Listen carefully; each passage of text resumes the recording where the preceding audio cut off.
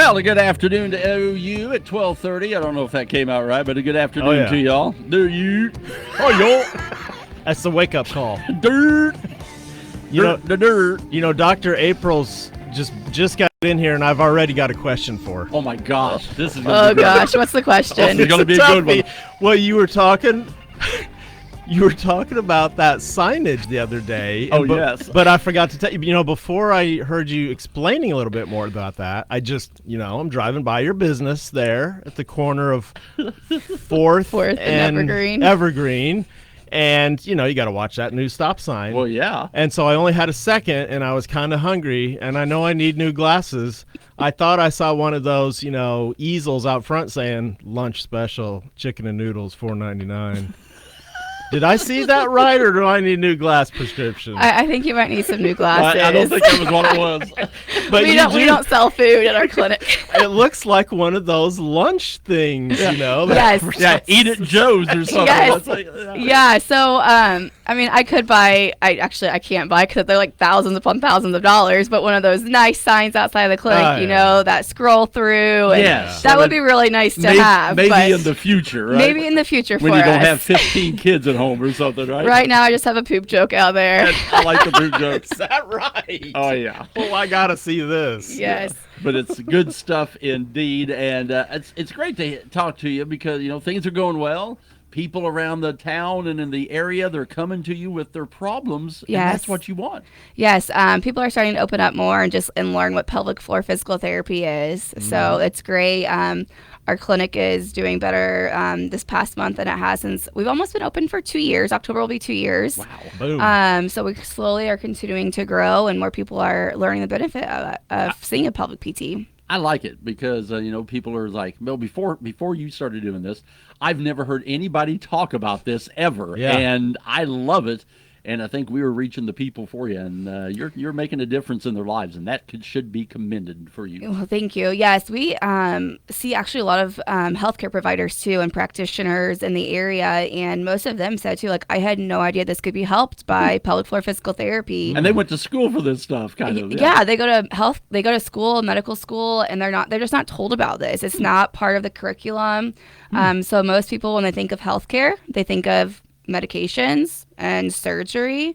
So this is just an option that's conservative treatment that should be first line for most conditions, urinary issues such as like leakage, overactive bladder, bladder pain, interstitial cystitis, things like that. Most people think of like, what can I do for these? They don't think that pelvic floor physical therapy is an option. Yeah, you go to the doctor, you go, I got a urinary problem, you go to a urologist maybe. That's what you're automatically drawn to. Or some other kind of, a GI, which is, I don't know, is that an army doctor? An army doctor. GI doctor. So GI for like bowels, for bowel health. I do that. But hey, here you got your physical therapy thing. What's the difference between what you kind of do and what they kind of do?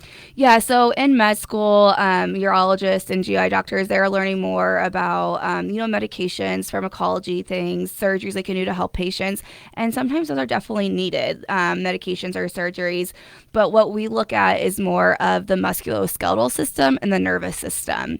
So often if it's a musculoskeletal issue, it can be fixed conservatively just by doing simple exercises, learning education to improve bladder health, bowel health.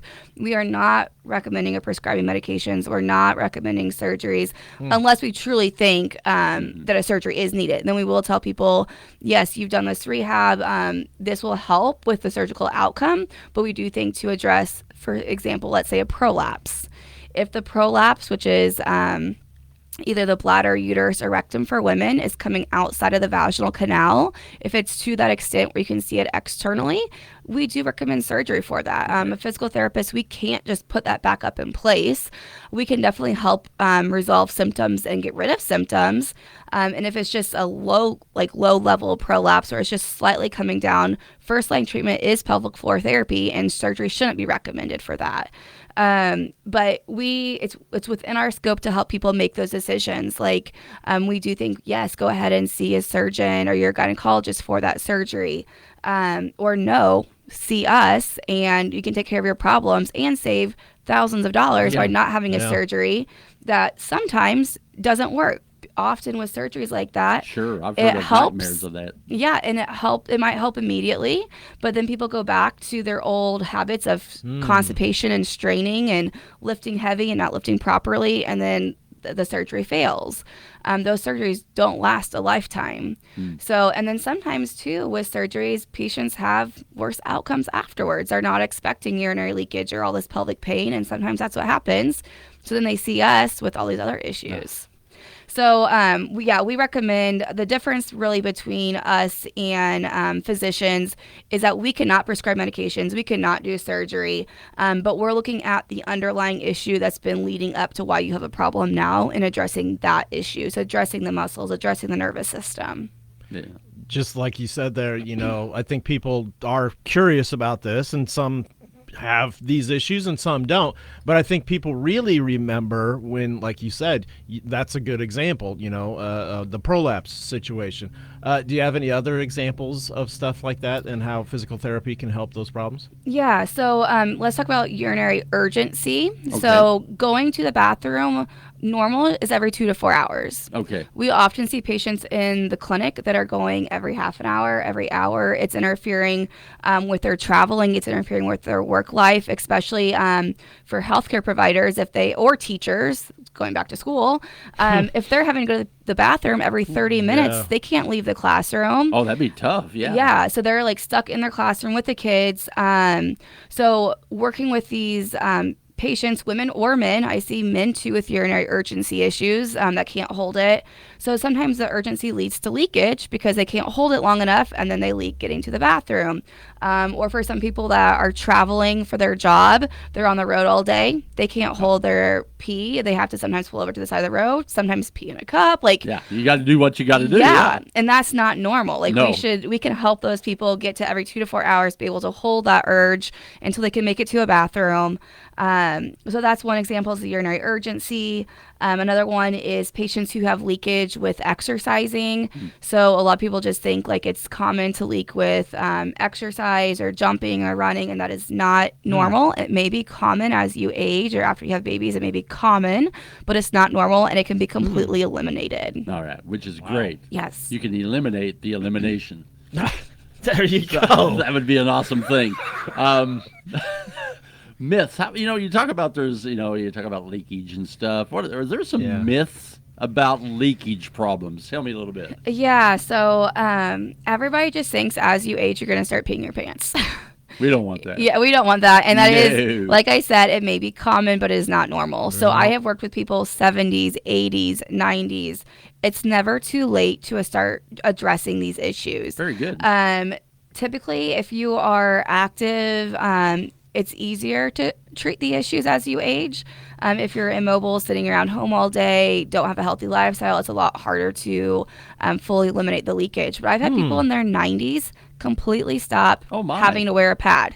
That's awesome. That is amazing. Yes. I didn't know that. That's you can fix that. That's awesome. So as every decade we lose muscle strength. But if we keep active and keep our muscles going and start addressing this from like the very beginning, especially like if we start in our 20s, 30s, postpartum moms that are having leakage, address it then. It's going to help you long term when you're in your 70s, 80s, 90s. But if you're going years upon years upon years, it's just adding on to itself, and it's going to be harder to treat.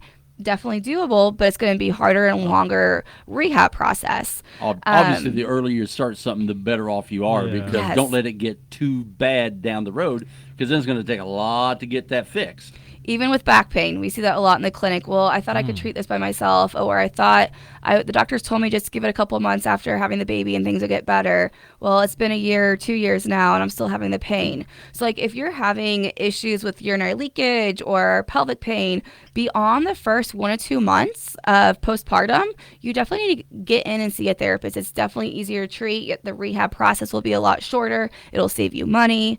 Coming in and addressing the symptoms right away. And you're like a myth buster today. Oh, busting these myths I love that all show. over the place. She has that red hair. She's like that redheaded girl on Mythbusters. That's it.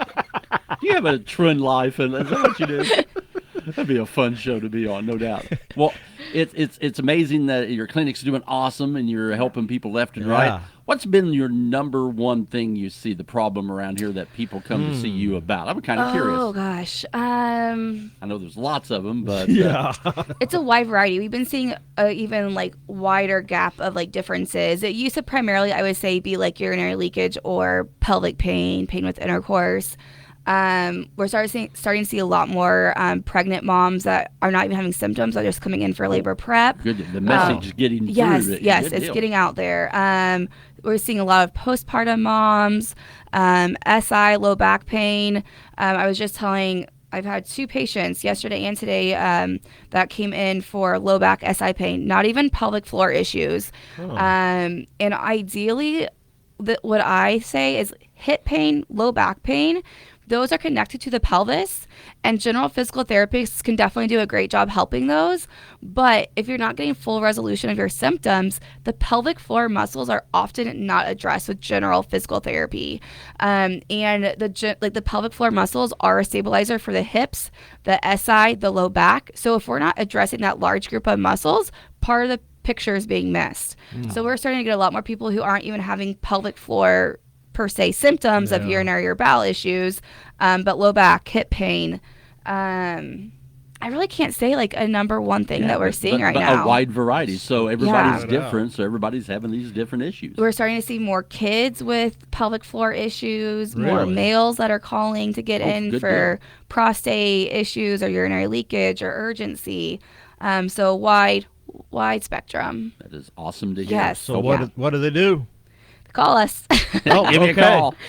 So we are open Monday through Thursdays when we're seeing patients from 7 a.m. to 5 p.m.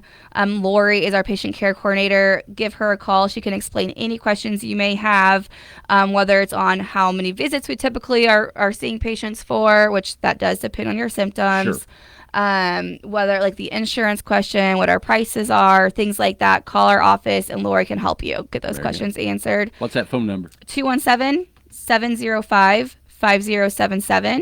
And I like to say, too, another reason that we are different from urologists and primary care doctors or GI doctors is that we spend 2 hours with that very first visit with patients. So 2 hours to really get to the underlying issue of all bladder, bowel, sexual health, pain issues, whereas most providers have, 10 to 15 minutes to spend with you, and it's in and out, and they don't have time to address all your questions. So we're there to really answer the questions that you may have. Do you sometimes, I wonder if they come in for one particular thing, but then when you get to talking to them, there may be 2, 3, 4 other things going on that there's, I got this, related. And then I got this, and then I got that. You see that probably a lot, don't you? All the time. So we used to do 1 hour evaluations. Some patients were 1 hour, 1 hour, and then they would fill out our intake form, and we would look at it, and they would check all the boxes. Oh my gosh! Urinating frequently, pain with intercourse, had an episiotomy.